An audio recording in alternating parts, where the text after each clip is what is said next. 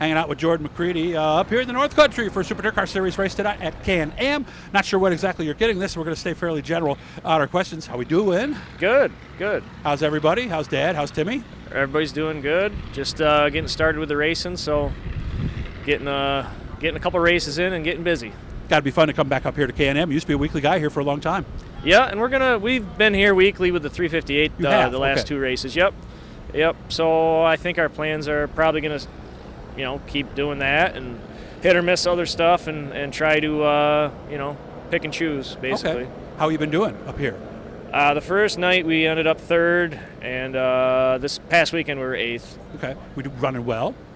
Yeah, the second race was pretty tough to pass, at least for us. I think the car was pretty good. It was just a little fast, and sometimes with the 358s they don't move around very good when it's fast like that. It's hard to pass. Yeah, and sometimes you can chip halfway down the straightaway, right? It was doing that. Yeah, for sure. Yeah. And if you don't go the other way, you're not going to get out of the corner, right? Well, I mean, yeah, you can. With the small block, it's tough. You want to hit it perfect so you can do both, but usually it doesn't happen like that. So yeah, got to pick one or the other. So you want to hit it right before you're going to get off the gas anyway, is ideally. Yeah, and usually like a track like this, it's such a difference from the top to the bottom that you're stuck in the middle sometimes. You can't do both. Yeah, we've had a little hole.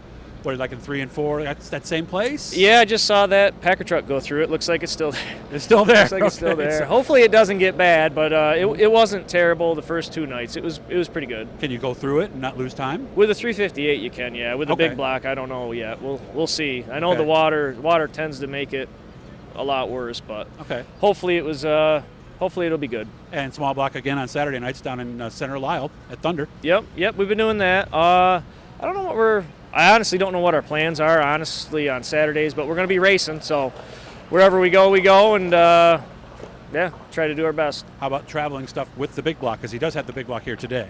Yeah, we're going to do as many as we can.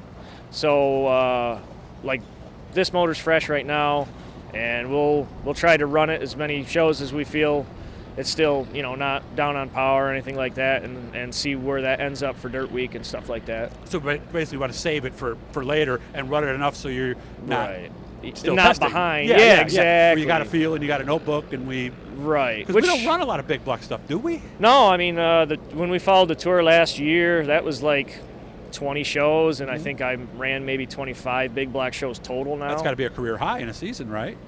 For big block stuff, yeah. That's what I meant. Yeah, for sure. Yeah, because I ran 5 total before that. Oh, really? Yeah, wow, so we quadrupled it easily. We're getting a feel for the big block? Yeah, I mean, it's just we went to so many different tracks that it was hard to really gauge. I mean, how good you are is tough, even weekly. Well, you're still learning these tracks that you're going to also. When you get replaced, you got 2-3 times there. Right, like Lebanon Valley learning. Going there was pretty wild, and we went to Bristol, and that was wild. Charlotte was wild. 2 fast tracks. Yeah, super fast. Yeah. But I mean, it helped our other stuff too. It was just, the more you can race with it, obviously, the better you're going to be, and stuff like that. So. But then you race too much, and your stuff's not fresh in September, October with the big money races. And now you're not getting your stuff refreshed when you want to get refreshed. And so it's a balancing act for sure this year, more than normal. Yeah, and if you don't run enough, the driver's not going to be up to speed either. So you got to keep up on it. Yeah. Yeah, exactly. It's got to be one of the tougher decisions for a team, right? It's tough. I mean, that's why you'll see probably more teams, including us, just hitting more stuff closer to home, because at least you get data. You get out there, you get racing, you shake down your stuff, but then you're not using up all your travel expenses to go 5 hours and run one race. Yeah, especially with the travel expenses going up right weekly. now. That's the other so thing. Is that's you probably can't get a good gauge on that right now, can you? Not really. I mean, it changes so much. So even tires. I mean, we can running 2 nights a week. You're going to be burning up tires even with just the 358 eventually. That's true.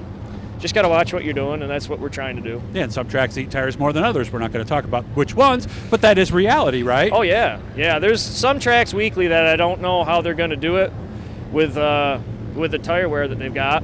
But luckily, we've been pretty fortunate with the 2 tracks that we've been going to. We haven't hurt tires yet. Good. Last week was a little hard on the tires out here at Can-Am, but, I mean, that was like the second or maybe the third feature of that tire, so Yeah. time to go. Is that about all you get out of a right rear nowadays, or not even? Sometimes, it just right? depends on, like, if the track was like the first week, we probably could have gone 3 easy without hurting it, and then you Okay. could have ran it maybe in heat races. It really just depends how your car's working at night, because if you got to, if you're spinning the tires and stuff like that, it ends up chunking them out pretty good. Of course, if you're running better, aren't we going to go through a right front a little more than we did a few years ago?